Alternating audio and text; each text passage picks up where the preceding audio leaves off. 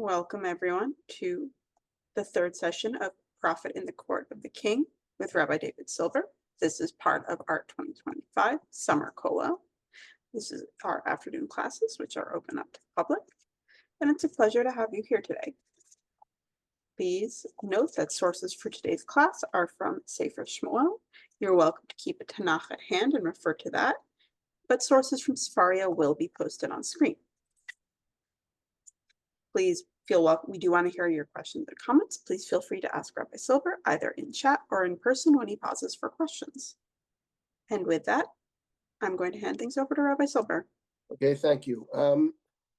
Okay, last 2 weeks we looked at some of the texts that in the book of Shmuel that refer to the prophet Shmuel. Of course, there are many more. The book at the end of the day is called Shmuel. But this week and next, look at a different prophet who figures in 3 stories. Chapter 7 of Shmuel Bet, chapter 12 of Shmuel Bet, and also figures in the first chapter of Malachim, which according to some is actually part of Shmuel. Whether that's technically true or not, it's certainly a continuation of the book of Shmuel, and there we have Natan HaNavi playing a very interesting role. So the prophet is Natan, also called Natan HaNavi, and he's found in exactly 3 stories. And we'll take a look at the first story today. Maybe we'll get a chance to move to the second. And I would say that the 3 stories in which Natan appears are 3 very important stories in terms of the book. Really, I would say perhaps even central stories in terms of the books, where Natan is found in only 3 places, but he happens to be found in very critical moments in the book of Shmuel. And we'll begin with the first story first. The first story being, it appears in the 7th chapter of Shmuel Bet. And just to give some background to what has happened prior to chapter 7. The book of Shmuel is about kingship, and the primary character in the book is certainly David, King David. And a lot of the book is, the first Shmuel Aleph is essentially about the conflict and the tension between David and King Saul. And David, for a fair part of most of the first book of Shmuel, is on the run. He's running from Shaul, who wants to kill him. He manages to escape. Meanwhile, the influence of Shaul is waning, and Shaul dies at the end of Shmuel Aleph. That's how the books are divided, the death of King Saul. And Saul's kingdom remains as such. It's rather weak. And ultimately, David's forces seize the kingship. They seize the kingship, and in addition to seizing the kingship, King David is able to capture Jerusalem. That's a very important story. He captures Jerusalem in chapter 5. Jerusalem is the one place that has not yet been captured by Israel. The rest of the country, as it were, is captured earlier. The main battle being the battle of Barak and Devorah against the kings of Canaan, against Sisera. But Jerusalem still remains an uncaptured city, also called Yevus. And David is able to capture Jerusalem. And David establishes Jerusalem as his capital city. Now, after David captures Jerusalem, in the 6th chapter, he determines to bring the ark to the city of Jerusalem. The ark has been sitting since the beginning of the book of Shmuel. The ark was captured by the Philistines, and the ark was returned much earlier in the book. And the ark has been shunted aside. It's in a place called Kiryat Yearim. And I'm not going to get into all the details, but King David decides, now that he's king, he wants to bring the ark to David's city. And that's what chapter 6 is about. And the first attempt to bring the ark to David's city, to Jerusalem, fails. For whatever reason, it's not our topic right now, the ark can't get there. And the ark is placed temporarily, again, under the guardianship of, it's called Oved Edom Hakiti, etc. And then David hears or feels or understands that this is the moment has come to bring the ark to Jerusalem. I'm skipping over all the details of chapter 6. It's a very interesting story, but it's not our topic. And David succeeds in bringing the ark to Jerusalem. But the very end of chapter 6, we have a little vignette. Very end of chapter 6. As David is bringing the ark to Jerusalem, we are told, actually in verse number 16 of chapter 6, that as the ark is coming to Ir David, as it's called, to David's city, that Michal bat Shaul, Michal was the daughter of Saul, and that was David's wife. David was married to Michal, and then Saul takes Michal away from David, and then David demands Michal be given back to him, and she's brought back. She's happily married to somebody else, but she's brought back. Her crying husband is sent away, and she's returned to David. And we're told here that as the ark is being brought to Jerusalem, that Michal looks out the window, and she sees this from the window. She sees King David mifazez umecharker. Here it's hard to translate those two words because they're words that virtually don't appear elsewhere. It's leaping, dancing, twirling, some kind of dance, which in her eyes is promiscuous. Vativez lo beliba, and she despised him for it.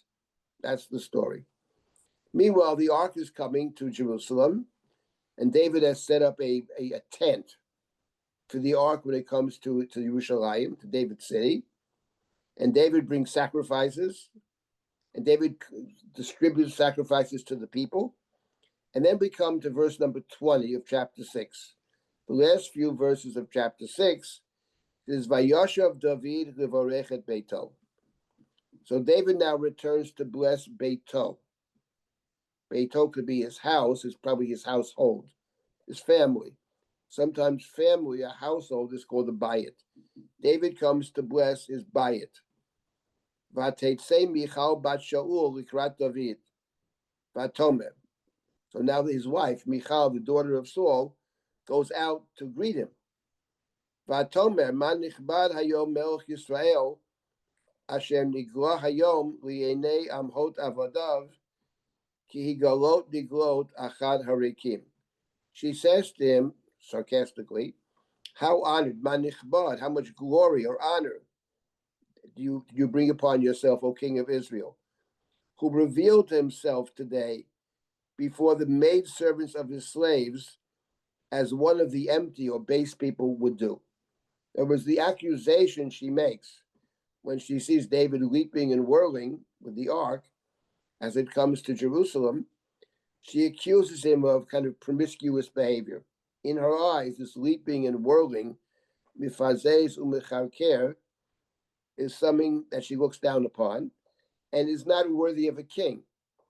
She says, O King of Israel, Melech Yisrael, how could a king act with such a lack of appropriate dignity? That's her accusation. When David comes to bless the household, literally the house, she goes out to him and she gives him an earful. And now we have David's response at the end of chapter 6. Vayomer David al Michal. Now we have David's answer. Lifnei Hashem, asher bachar bi me'avich u'mikol beito, litzavot oti nagid alam Hashem al Yisrael, v'sichakti lifnei Hashem. Says David, I danced before God, before the God who chose me, over your father, instead of your father being Saul, instead of Saul's house, his bayit, one might say his dynasty. God chose me, not your father. I replaced your father. I danced before that God who made me a leader of the people. V'sichakti lifnei Hashem, I danced before God. Unikhaloti od mizot, I would make myself even lighter, that is to say, even less significant. Vayiti shafal b'einai, I would lower myself even further. V'yima amahot asher amart imami kaveda, and I will find glory with the maidservants of whom you spoke. That's David's response to Michal. Now, I mention all this because I think it is relevant to what we're going to pick up in a moment, in chapter 7. But I just wanted to reflect for a moment on this interchange between Michal and David. Michal accuses David of promiscuous dancing, of not acting like a king. Manichbad hayom, oh, how much kavod you brought upon yourself. Kavod is honor or dignity. And David responds to her, and the text says she sees him mifazez umecharker. Those are words that it's hard to know what they mean, but they do sound. Word mifazez sounds something. There's a negative sound to that. But David says, no, sichakti lifnei Hashem. L'sachek is different. That's perhaps a more positive term. But David adds, I dance before the God who chose me over your father and his house. And what's interesting is that on one hand, you say to yourself, what David says is completely correct. What do you mean honor? He says, I dance before the God, right? Lifnei Hashem, asher bachar bi me'avich, right? With tzavot oti nogid al am Hashem al Yisrael. David says, I am, God chose me, the God who chose me, to be king over God's people. What David says is you don't understand what it means to be king, to have honor. To have honor means to serve God, but it also means to serve God's people. Am Hashem, to serve God's people. I dance before that God. And then he adds, and I would make myself even lower, nikaloti, kal, which is the opposite of the word kaved. Kal means light. Kaved is heavy. So a lightweight is kal, a heavyweight is kaved. She said, manichbad, how much glory you brought upon yourself. Ki golot niglot acharekim, who revealed yourself, right? And his answer is, on the contrary. On the contrary, I did bring honor upon myself. But as far as your accusation, I would make myself even lower. With these maidservants will I find glory. Now, in terms of evaluating David's response, it's very interesting here because, in a certain sense, it's a reflection of the David of Sefer Shmuel. On one hand, he's completely correct. It's exactly what a king is. The king is responsible to God, and the king is responsible to the people. It's exactly what Shmuel was concerned about in his complaints about kingship. He had two complaints. One is the king's going to rip off the people. The king will take. So he's going to rip off the people. He's going to abuse the people. That was the complaint in chapter 8 of Shmuel, Aleph. In chapter 12, he has a different complaint. God is the king. The king is the request for kingship is a kind of heresy. So Shmuel addresses those two things. As far as the king serving the people, he won't. As far as the king understanding that God is the true king, he won't understand. That was Shmuel's contention. What David says over here is exactly, no, I'm the king. I serve God. I serve God, and I serve the people. So I dance with them. I'm not above them. That's what David says. That's from one side. But there is something else over here about his response, which is, I think, somewhat problematic, and that is the person who he's talking to. The person who he's talking to is his wife, Michal Bat Shaul. It's the woman that he demanded back after she was given off to somebody else who loves her. And more than that, more than his wife, we have to remember, for those who study the book of Shmuel, no doubt remember that Michal actually saves his life. And she saves his life by lowering him through a window. And the story always begins when David returns with the ark, she looks out the window. So the point is that the book wants us to remember that from one perspective, what he says is completely correct.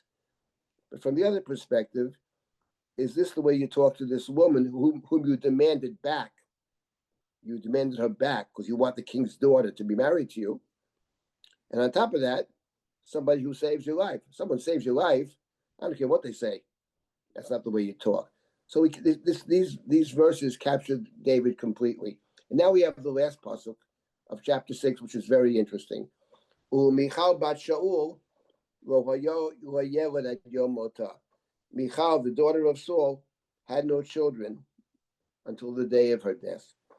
And what's interesting about that last pasuk is that if we assume that's not an accident, that basically David decides, this is not the woman with whom I want to have children. Now, why would David decide this is not the woman with whom I want to have children? David has many wives and many concubines. But the point over here is that if Michal bat Shaul has a child with David, this child is a potential king. It's not clear so far in this book who shall succeed King David. There is no clear successor. And if Michal's child is born, she's David's child, but she's Saul's grandchild. In other words, David has the opportunity actually here, having demanded Michal bat Shaul back, he has the opportunity to construct his kingship in such a way that it is a continuation of Saul's kingship. David is Saul's son-in-law. So it could easily be, had David decided to do so, I'm the king, Saul's daughter is my wife, and my child is my child, and Shaul's grandchild. If they had David wanted to, David could have presented his own kingship as a succession of Saul's kingship. He chooses not to do so. He makes that very clear. I'm not Saul. God chose me instead of Saul. I'm better than Saul. So that's the great significance of the story. Meanwhile, he has no successor. Had Michal had a child, that would be the obvious successor. So we begin chapter 7 with this situation, with actually the question of succession, the question of David's relationship to the kingship of Saul. And remember the word that dominated the last few verses, which is the word bayit. Vayashav David levarechet beito, right? David returns to bless his household, means his family. But there's really not much of a blessing. And not only that, when David speaks to Michal, he says, the God who chose me above Saul and his house. Above Saul and his house. This is by way of introduction now to chapter 7. Now, were there any comments or questions before we pick up with chapter 7 and we encountered Natan Hanavi in chapter 7? Yes, just a question I'd like to highlight from the chat from Eliana. Quote, Yes. is there any reason to assume David decided not to have kids with her, not Hashem? No, it's not clear. I mean, you could say that's just the way it works out. Or you could say that's David. It's really unclear. I agree. You can't tell for sure. I had thought that it came across more of as a punishment of her in some way for having spoken to David, whereas in some way, versus David deciding on his own to punish her in some way. I think it's not clear. I think your point is well taken. I think it's not clear. I will say something else about her accusation of David dancing promiscuously with the women. And I would say the following. I'm not saying he is, but he's certainly capable of it. There is no question about that. And, 4 chapters from now is David and Bathsheba. So she knows her guy very well. She's got him pegged perfectly well. Now, in this particular case, her accusation is something different, which is kings don't act this way. To which he says, what do you know about kingship, lady? You know nothing. You like your father. That's why God chose me instead of your father and his whole household. That's the way he talks to her. So, but I'm just saying that her accusation, she knows it better than we do. I mean, and the fact of the matter is that it's not just Bathsheba. I mean, when we study the book of Shmuel, there are other stories as well, which way, by the way, the Gemara is very aware of this when it comes to David's behavior. In any event, but your point is well taken. I would say we cannot tell, actually. It's very hard to know. Could be a divine punishment or not even punishment. God doesn't want Saul's kingship to continue through David. God wants a new kingship. That's also quite possible. But it's also possible that this is a decision that David has made. Okay, that's my point. But thank you for that comment. That's an important point to make. I agree. Anything Rabbi, else? Yes, a question. Hi, it's Sandra. So, number one, isn't there a mention in Divrei Hayamim that she does have children in the future? And is it children that come not from David? Is that the idea when there is no really differential? And then my second question is, we can address them, is isn't this echoing in our minds at the way Jacob chastises in a hugely angry fashion? I mean, he was the king or the prince of his nomadic family then, and here's the king, and he's chastising his wife Michal, and Jacob chastises Rachel when she asks for children, and this is all about children again and again. And he says, don't bother me. God gave me children. If he didn't give you children, that's your problem, not mine. And the commentaries go to town on this, saying exactly what you said, which is this the way to address your wife, especially your wife in Jacob's case, who's in an agony of existential misery? And in this case, clearly in an agony of a different kind. She's been torn from David, then she's torn from Palti ben Eliash. I mean, she's torn from her second husband who cries after her. And so she's not in a loving fashion towards him. But basically, is this the way kings and princes address their wives? I mean, the Mefarshim say it shouldn't be, but it seems to be a repetitive trope.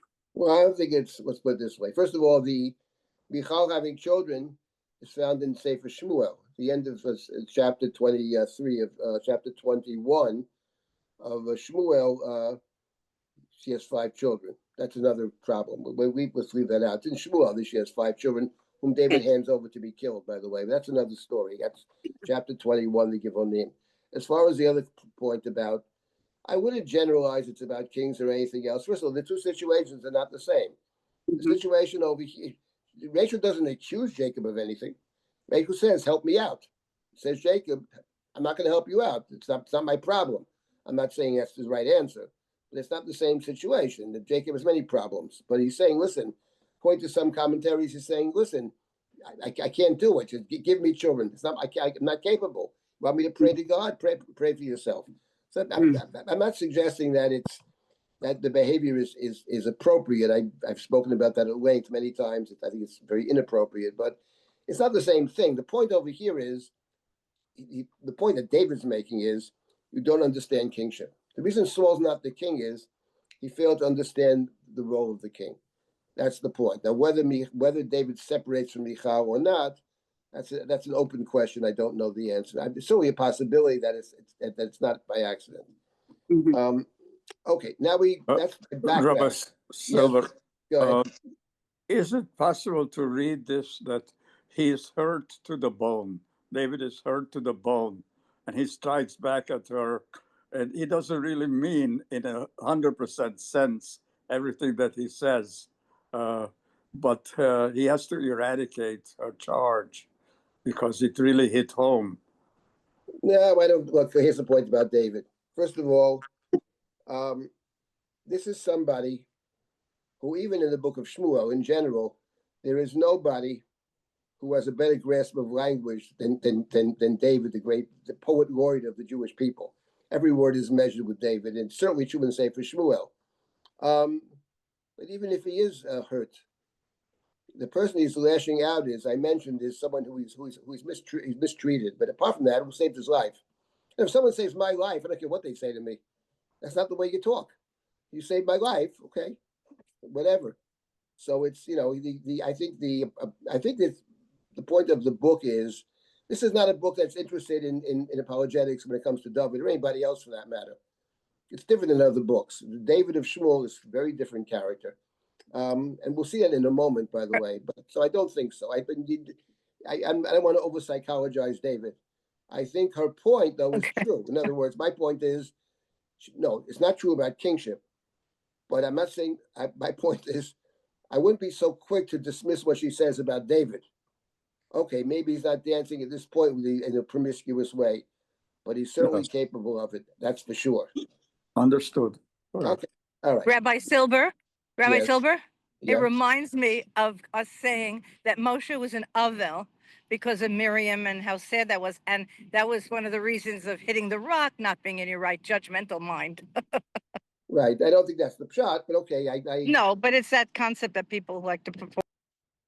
Right. In other words, whatever the reason is, not Miriam necessarily, I do think that's true, that his behavior in hitting the rock, hitting it twice actually, is a expression that he can't really formulate. He doesn't have the words to deal with in that situation, but that's a whole other conversation. Let us pick up now with chapter 7. Okay. Now we get to our hero, Natan Hanavi. Vayhi ki yashav hamelech beveito. V'Hashem iniach lo misaviv mikol evav. The king is sitting in his beito. We have the word bayit right away. Sitting in his house, okay? His house, his palace, okay? And God has granted him safety from all the enemies around. So there's peace in the land. Vayomer hamelech el Natan hanavi. Riena. Anochi yoshev beveit arozim. V'Aaron Elohim yoshev betoch hayriya.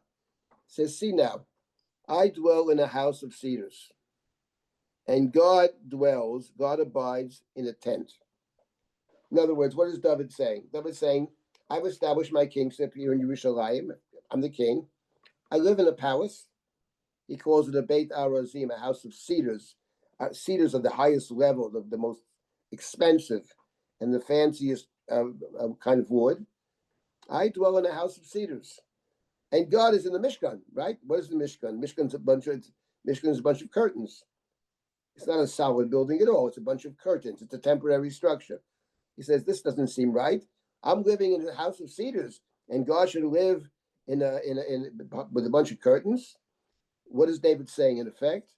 I want to build God a house. This is David saying to the prophet, whom we never heard of before. The first time we're hearing this, Natan Hanavi, no less. Prophet Nathan. Probably Nathan is in David's court. David has a prophet in his court named Nathan. And David says to the prophet, it's a kind of rhetorical statement. I'm in a house of cedars, and God is in a bunch of curtains.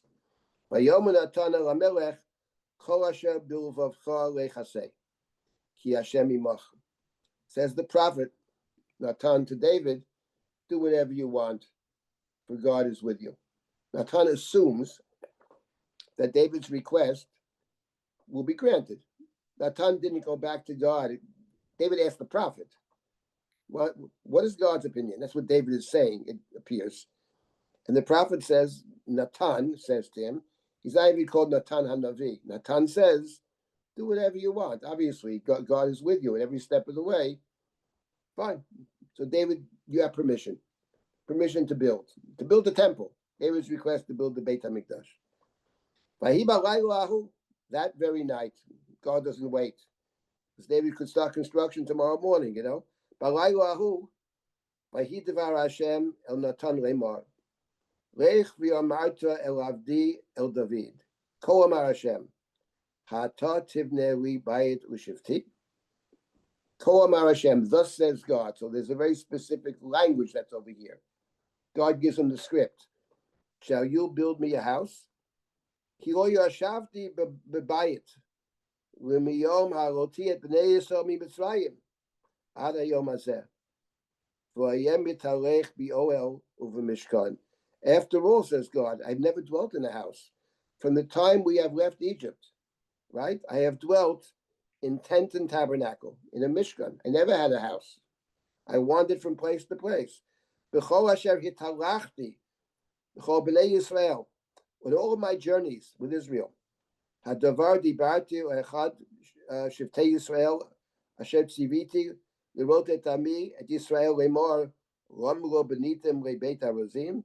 All this time, all these years, did they ever speak to any leader of the tribes of Israel, saying, "Why didn't you build me a house of cedars?" Fine. And now the continuation is, God speaks to Natan. V'yato kol tomar li'avdilu David kol amar Hashem tzvaot, etc. I'll get to but the bottom line is, what God is going, the message Natan is to deliver to David is, you're not going to build me the house. In the speech later on, God will say to David, through Natan, you won't build me the house, but your son, whom I will establish as king. He will build me the house. That's going to be the message. But I want to just mention to you the story over here in Shmuel has, as many of the stories, has a parallel in the book of Chronicles, in Divrei Hayamim. Not all the stories in the book of Shmuel and Melachim appear in Divrei Hayamim. It's interesting which ones do appear and which ones don't appear. For the most part, most of the negative stories in the book of Shmuel and Melachim do not appear in Divrei Hayamim. But this particular story does appear with minor changes. And I'll just read to you, just listen, I'll read to you one of the changes. If you have a Tanakh, you can see it for yourselves. I believe it's chapter 17. I'll just see if I can find it quickly. And then I want to ask you a question. It is chapter 17, the same story. God tells Natan. I'll read the verse. Lech v'yamarta el David, avdi, ko amar Hashem, lo ata tivne li habayit l'shevet. Thus say this to David, my servant. Thus says God, you will not build a house for me to dwell. That's what it says in Divrei Hayamim. Here, it's a little different. Here in Shmuel, it's say to David, Ha'ata tivne li bayit l'shivti. Shall you build me a house that I shall dwell in? Now, what is the difference between those two statements, in your opinion? One is, go say to my servant David, you will not build me a house. And the other statement is, go say to my servant David, shall you build me a house? Now, what is the difference? The bottom line is, in each case, you are not to build me a house. But there is a difference. I mean, they're formulated differently. One is a rhetorical question. You're going to build me a house. And the other is, you're not going to build me a house. What do you make of those two statements? What is the difference, if any, between those two statements? David, Do I need it? is it a learning? Is it a learning? Is it a way of learning? Like Natan later with the parable will not say it specifically outright, but he's asking David to analyze and figure it out almost on his own. Is this a similar thing? I mean, is he saying, Ha'ata, do you think you should? Is he implying that David should think twice and maybe self-introspect? Okay, in other words, what is there between a rhetorical, when God asks a rhetorical There's a statement? little bit of hostility in a rhetorical question, isn't there? You once taught us that whenever God asks a question, you know it's got a little bit of hostility because God knows the answer. So when he says, where's your brother? And I mean, he knows where the brother is. So already you lead towards, there's a little bit of hostility here. And are we supposed to pick that up? Is David supposed to pick that up? But What could it is- also be what the is- oh, sorry. He What is should the- have known. What is the source of the hostility? Hmm. I agree. Is it Who are possible you? for a Here's house to hold God? Is it bias? You act this way. Are you the one who will build me a house? Why not? What is bothering God over here? Apart from Can what a God says, house- I didn't ask for a house. If I want a house, I build a house. That's what God is saying. But there's something else about what David says that actually bothers God. At least it bothers God in Shmuel. And Divrei Hayamim is very different. But Divrei Hayamim is much kinder to David and eliminates almost all the negativity. But the book of Shmuel does not. Yes. This is Elizana, is that you? Go ahead. Yeah, this reminds me of Shlomo when he builds his own palace before he builds the Beis Hamikdash. I don't know. I wonder if there's a sense of, oh, now that you're happy in your own Beit Arazim, now you consider me, of putting himself first. I don't know. I think you're on the right track there. I'm not sure putting himself first is the issue. I think it's something else. What David Well, says is Hashem's shochen ba'am wherever they are. that's a separate question. No, that's a That separate problem. That is David true. feels that he has achieved a certain level that now he's the person to build a house for God. I would say something else. He's saying what David says is, look, I have a house. I have a house. So God should. I have a house of cedars. God should dwell inside a tent. In other words, the point is, there's a comparison. right. It's kind of mutuality. If I have a house, God should have a house. Which God's going to say, listen, mister, what's interesting is God calls David Avdi. If you look at the story, Ko Tamarli Avdi David. Now, being an Eved Hashem is probably It's the pretty highest high. compliment. The highest compliment you can give. Moshe is Eved Hashem. Avram is called Abraham Avdi. Okay, Kalev when he says, "Let's go into the land." Avdi Kalev Ruach Acheret Imo.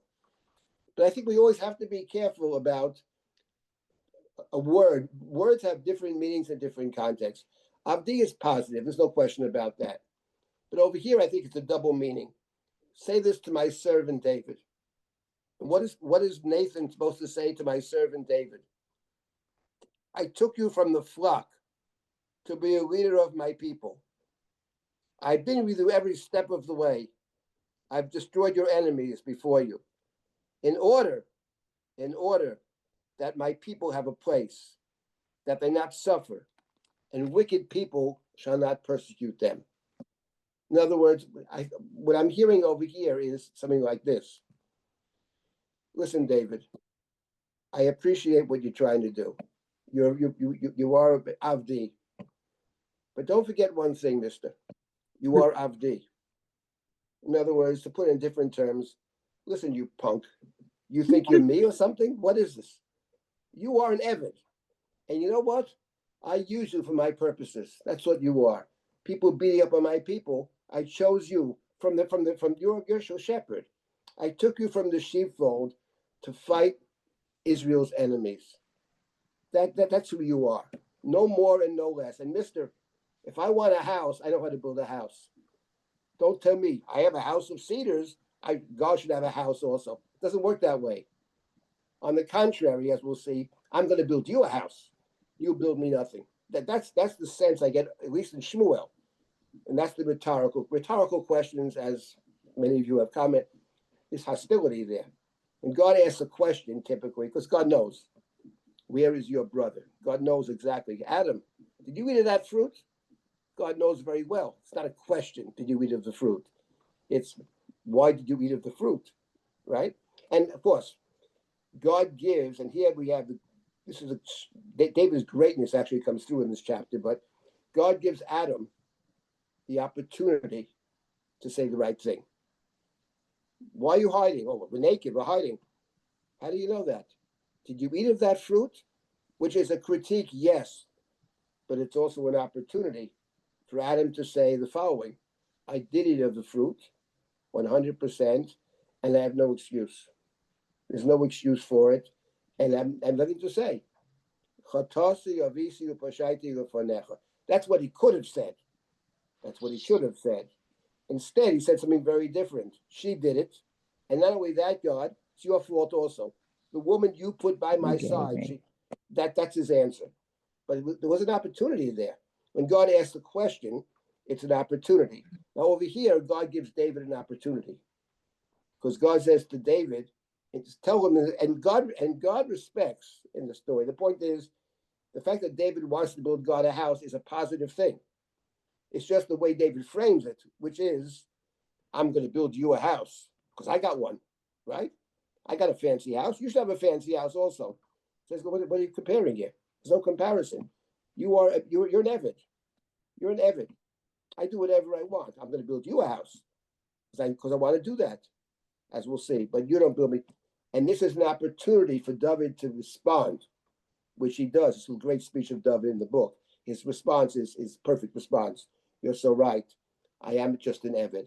And whatever you've done, I'm grateful for. That's going to be the response. It's one of the great chapters of it's a book that has many negative situations concerning our hero David. This is not one of them. This is a great response. In Divrei Hayamim, it doesn't put it as a rhetorical question. You're not building me a house. Okay, you're not building me a house. That's not the same as you're going to build me a house. Yes. You want to say something, Liana? Yeah, I was just going to ask, I know this is a larger topic with many approaches, but could you just speak to really briefly to why, in your opinion, Divrei Hayamim presents it so much more simply, I suppose, than Shmuel? Well, I wouldn't say so much. I mean, it is more simple. Look, I think here's the point. There are many Davids. The hero of Shmuel is David. He's as the main character. In the book of Shmuel, when one reads it, minus the apologetics, and mine is saying we have to reconcile Shmuel with all the other images of David that we have, just read the book of Shmuel. David is very complicated. And there are many of the stories, not just one, where David comes through as somewhat problematic. And the reason for that is a simple reason. You always have to ask yourself the question when you're studying a book, what is the book about? The book of Shmuel, it's not about David. Robert Alter writes, he calls it the book of David. I would say, oh, Professor Alter, no, don't call it the book of David. It's not the book of David. It's the book of kingship. David is the ultimate king, that is true. But it's not just about David. The book's about kingship. So it's not the book of David, it's the book of kingship. And for the book of Shmuel, say for Shmuel, Shmuel's against kingship. I don't think God's against it, but the book is a warning. The book is a warning about power. That's what the book's about. We need a king, otherwise you have anarchy. That is all true. But the warning that emerges from this book about what kings will do, they will abuse power, they will think of themselves as God. All of those warnings are 100% true and very significant. And the rest of the Bible suggests that Shmuel was not wrong. I mean, Shmuel has a point. That's what happens when you give people power. And many other bad things happen too. They can't see straight. There are many things. So that's what the book of Shmuel is about. In such a book, the ultimate king, David, is going to be problematic from many standpoints. He is ultimately the king. And he has his great moments. This is one of those chapters, one of those great moments. But that's what the book's about. The book of Divrei Hayamim has a different agenda. It's a completely different book. It's written about a people returning to their land who have no power. They return to the land. They're given permission to return. They don't conquer the land with an army. They're given permission by a foreign king to return. And what the book is about is what makes this a people over here? What is the significant thing that makes this people a people? And for the book of Divrei Hayamim, there's one thing that makes you a real people. It's not your army, because you have no power. It is the temple. And therefore, the heroes of Divrei Hayamim are the people that build the temple. And there are two of them. There's David, who in Divrei Hayamim plays an active role in building the temple, which is not true in Shmuel Malachim. He wants to build it, but Shlomo builds it. But in Divrei Hayamim, David plays much more of a role in building the temple. So there's David and Shlomo.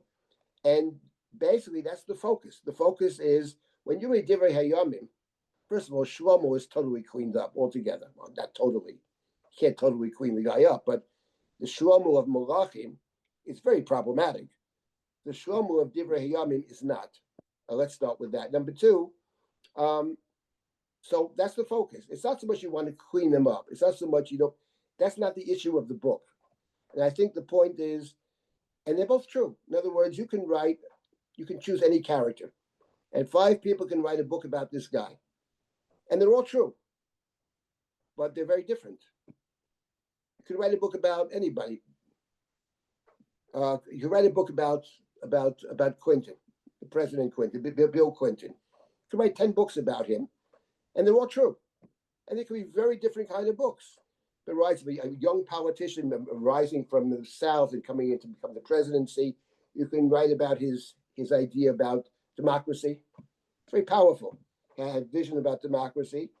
You can write about his messy personal life.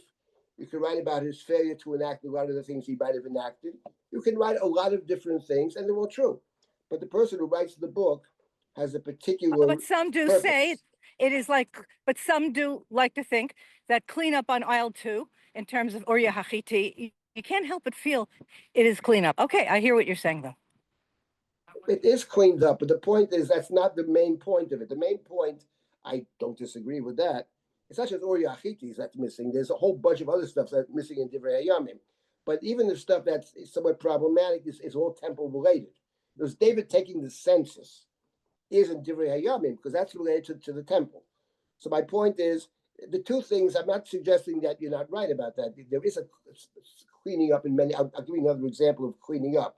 But I think the idea is not just to make David cleaner. It's the focus on the temple. The David of Divrei Hayamim is the builder of the temple. He does have a day job. He's the king of Israel, but that's not his focus. His focus in Divrei Hayamim is building the temple and writing prayers. That's what David's main focus is. He has a day job. He works. He's the king. You know what I mean? But basically, he's the temple builder.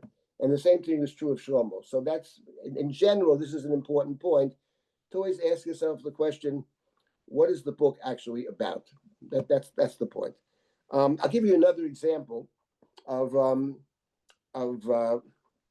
all this is in preparation to what we'll do next week about Natan HaNavi in terms of his role as prophet. What does it mean to be a prophet in the court of the king? That's what's very interesting over here. And we'll see this next week with the story of David and Bathsheba, where Natan plays a central role. But I'll give you another example of a cleaning up in a sense.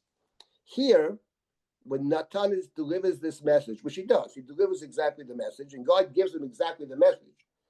Over here, in chapter 7, God says to Natan, to tell David, that after you die, this is found in verse number 12. First is, I never asked for a bayit. I didn't ask for a bayit. Thank you very much.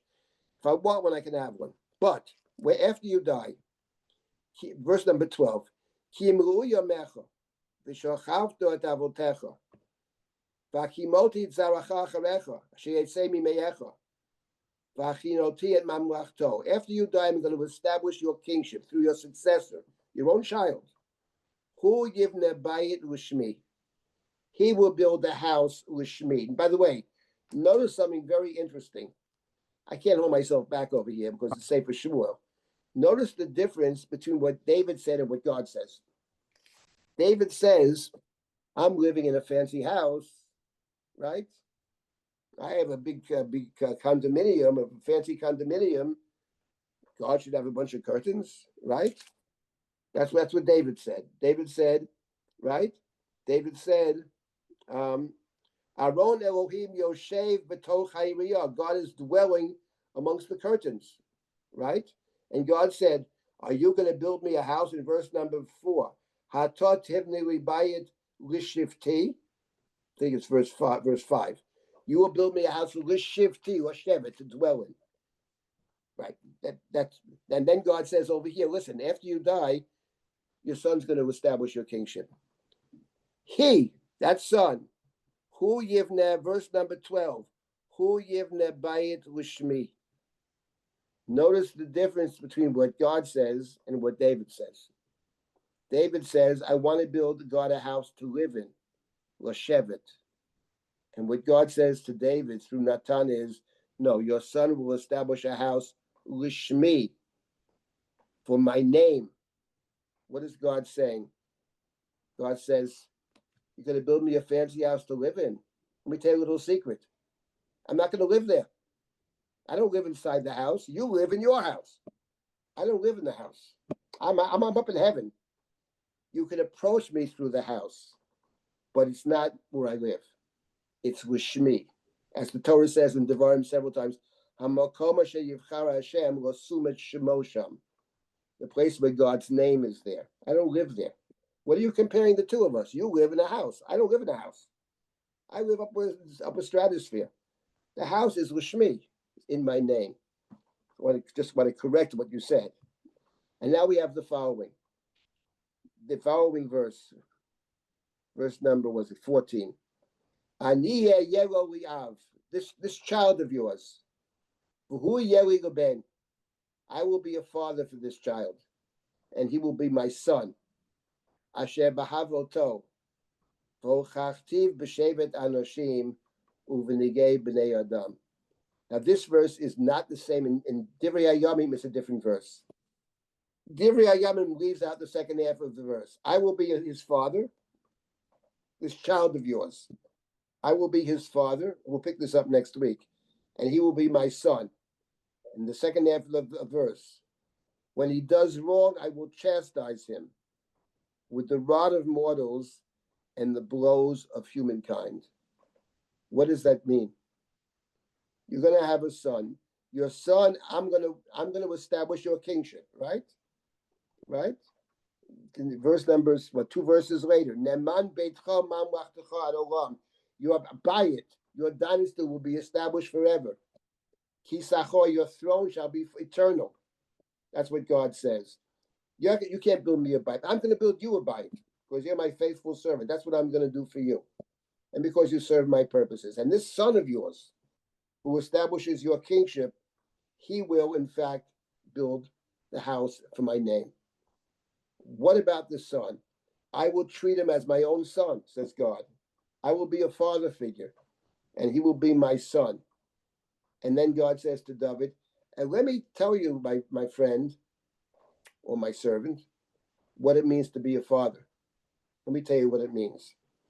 If he steps out of line, I'm going to beat his brains out. That's what God says. What does that mean? That's missing in Divrei Hayamim, by the way. What is the point? What is God actually saying to David? Why can't David build the Beit HaMikdash? That's the question. Tell me why. Why can't David build the Beit HaMikdash? In Divrei Hayamim, David gives a reason. In Divrei Hayamim, David says, God said to me, your hands are bloody from war. You're a fighter. You're a warrior. And the temple can't be built by someone who sheds blood. That's what it says in Divrei Hayamim. It's not what God said to David. It's what David tells the people that God said. That's not what it says over here. It may be hinted at elsewhere in Sefer Shmuel, maybe. But that's not what God says over here. What does God say over here? How do you understand what God says over here? I'll tell you how I understand it, given the context of the book. What David says, the chapter begins by saying that all the enemies have been, there's no enemies outside. Misaviv, there are no enemies. So it's time. Misaviv, the land is now pacified.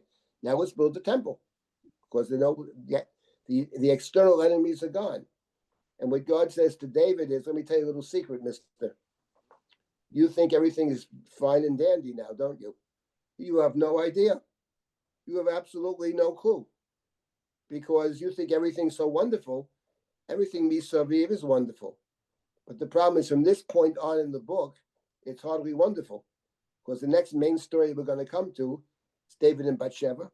There's some other negative stories before that. There's David, Bathsheba. And in a few chapters from now, David's not even in Jerusalem. David is banished from Jerusalem. He's not even the king. And then his son tries to kill him. And his son is killed, together with other children that are going to be killed. In other words, it's not the time yet, because you don't have a successor. And the one that David thinks will be a successor, Avshalom, will not succeed him. And the reason it won't work is because David's relationships to his children, essentially, as it says in Malachim, he spoils his children. He doesn't chastise his children. He doesn't direct his children. And God says to David over here, no, your son who solidifies your kingship, that's the one who's going to build the temple. I will be a father to that one. And if he steps out of line, he will be punished with severe punishments. So there is a hint over here as to why David, the time is not right. That's why. Because it's not yet established. The kingship is not established yet. And until it actually gets established, in the book of Shmuel, which goes on to chapter 24, it's still not established. It gets established in the bloody first two chapters of the next book of Sefer Malachim. So there is a suggestion as to why David can't do it. But the bottom line is that's a suggestion. That's not present in Divrei Hayamim, because in Divrei Hayamim, there is no question about succession. Solomon is chosen from day one in Divrei Hayamim. There's nobody else. There's no Avshalom, there's no Amnon. Those stories aren't even there. Not only that, David works with Shlomo to build the temple together. It's a completely different story. And therefore, of course, that verse would make no sense because it's clear it's Shlomo. But in Sefer Shmuel, it's a different story. The time is not right. So this is the message that Natan HaNavi has to deliver to David. And the point over here, the point I want to emphasize, and next week we'll see David and Bathsheba, where Natan is a central player there, is that what's interesting is here Natan is called Natan the Navi. But when David speaks to Natan, basically says, I want to build a temple. What does Natan say? Go right ahead. God is with you. You can do whatever you want. That night, God said to the prophet Nathan, go back to David. So in other words, what is Nathan exactly? It's the first time we're ever hearing about him. And it's curious, isn't it, that Natan could have said to David, I'll have to ask God about that. No, he just assumes it's okay. In other words, the point is that the relationship of Natan to David seems to be very different than the standard prophet. Natan is not just a prophet. Natan is a member of David's court, actually. Not only his prophet. Sounds like David's friend. What should I do? Hey Nate, what should I do? What are you asking for? God is with you. That night, God says to Natan, Ko Amar Hashem. And he's a prophet. And he has to repeat exactly, which he does, exactly what God says. And then we have David's amazing response, which is incredible response, which is one of the great moments in the book, where David basically says, I am your Eved. You owe me nothing. I thank you for all you've done. And the fact that you promised to build my kingship, I pray that you will do so. And the reason I prayed to you that you will do so was just because you told me you will do it. Otherwise, I wouldn't have the gall to even ask make such a comment. But since you said so, and God should bless David, your servant. David repeats 7 times. And the point is, it's one of the great moments, actually, where David actually is Avdecha. David accepts the idea of being the Eved. And that's part of the beauty of this book, that the David in chapter 6, basically, who talks to Michal, that's one David, and the David in chapter 7, who actually is told by God and by the prophet, you can't do it. And I would say, as a general proposition about Sefer Shmuel and about David as well, I would say in those situations, in studying the book of Shmuel, when David is on the outs, when David is running, when David is weak, that's when David is at his best. That's when David is at that's when the deepest religious side of David always comes through. It's when David assumes power that we run into all kinds of problems. When David's at the height of his power, his behavior often is very questionable.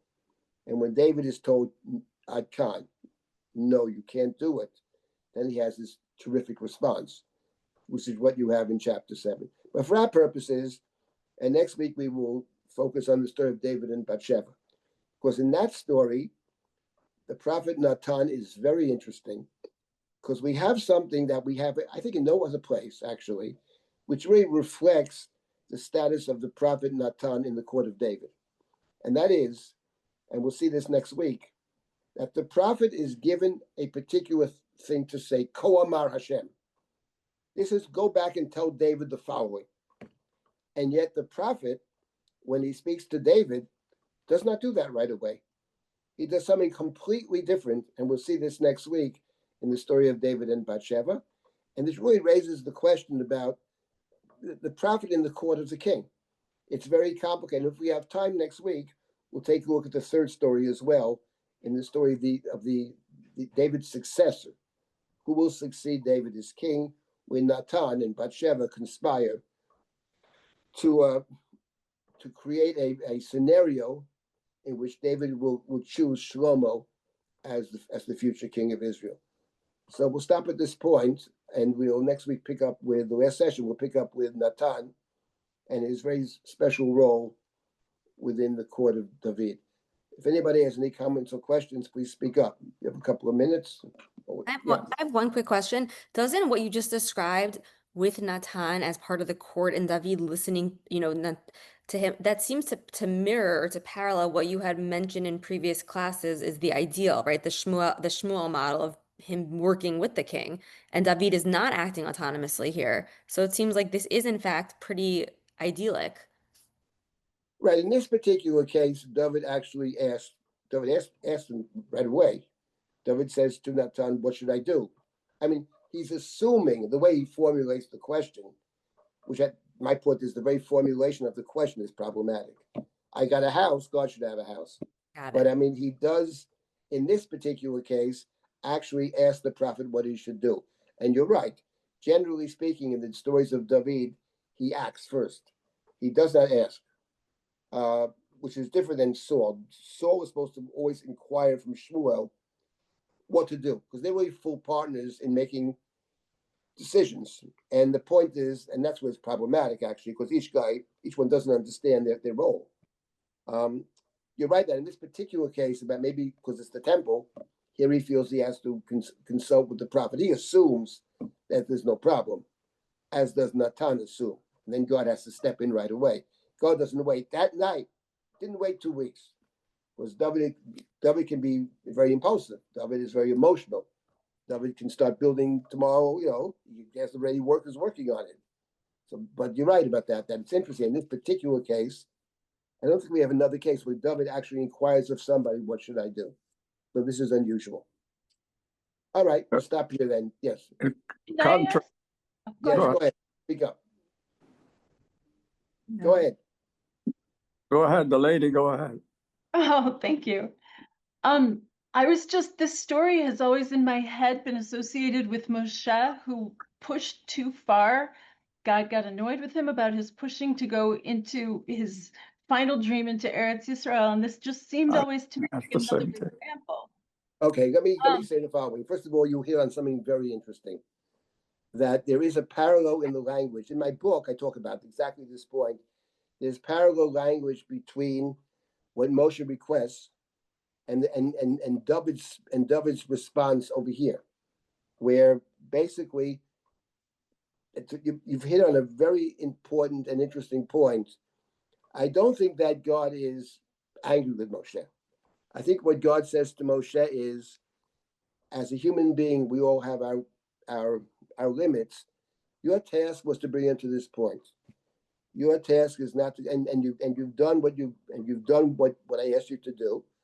And I mean, to put it in a very stark way, I don't have a need for you anymore, because your role is to serve, and you've served nobly, and that's as far as it goes. That's number one. Number two, I think there's another point that I talked about in many contexts, which is the human being by definition is always limited. In other words, David can't build a temple for the reason is because you're a person, and people have their limits. You can only do so much. That's what God says to Moshe, Ravlach, enough. You took them out of Egypt, you brought them to the land, you taught them the way to take the next step.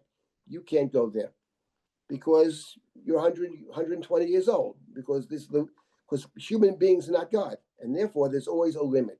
There's always something you can't do. I think, and I didn't get into this, but in David's speech, David acknowledges this actually. That's what David says. David says, I understand my limits. That's part of being the Eved. That's the Is greatness that of David's response speech. more meritorious than Moses's? Right. Well, Moses' response is Moses accepts it. Moses says, please, Moses prays. Let me go into the land. God says, stop talking to me. Ravlach. When Moses prays for the people, he can go on forever. When he prays for himself, God says, enough. You're not going to go. Yeshua is going to go. Take Yeshua, he's going to go into the land. Moshe's response at that point is silence, which is meritorious, which is I accept it. But Moshe accepts it. What David here, it's different. In David's speech, we didn't read the speech. David acknowledges what God says. I acknowledge what you said, and I'm grateful for what you've done for me. They're different, but they're both great. In different ways. One is I accept, I accept my limitations. The other is David says over here, I am your Eved, and I accept everything, and I'm grateful for what you're going to do for me, and I'm grateful for what you've done for me. That's what David says. It's a remarkable speech, actually. So that's, within the book of Shmuel, you have these moments for David where incredible moments. This person has a very deep religious sense. The problem for the book is that power can prevent you from actually seeing. And we see Power this next. corrupt. Power corrupts. corrupts you in the sense, not just that you do bad things. It corrupts you in the sense that you can't actually see the truth. That's the deeper point in the book. You can't see the truth. When the prophet says that's this next week, when Nathan goes to David and says, listen, there's a rich guy and a poor guy has one little ewe, and someone comes to town, and the rich guy has thousands of animals, and the rich guy slaughters the one animal of the other guy that was like his beloved animal, and hands it over to the guest, And David says, that person deserves to die. And the prophet says, that person is you. David had no idea. He doesn't actually see that it's him. Every reader says, how could he not see it? Because we don't see, because we don't see ourselves. And the point is, but once he sees it, he realizes it, but he can't see it. But he has this deep moral sense. It's just wrong. No one should act this way. But he didn't connect it to himself. And we'll see this next week. But then in any event, okay, Laszlo, you got one, you want to say something? We'll stop. Yep. My question was the same question that she asked. Same question, I get the same answer. Okay. Next week, we'll continue. Last class next week. David and Bathsheba, Natan and Navi. Thank you all. All right. Thank you everyone for coming. Thank you. Have a good week. Take care. And I hope to see you all next week. Thank you.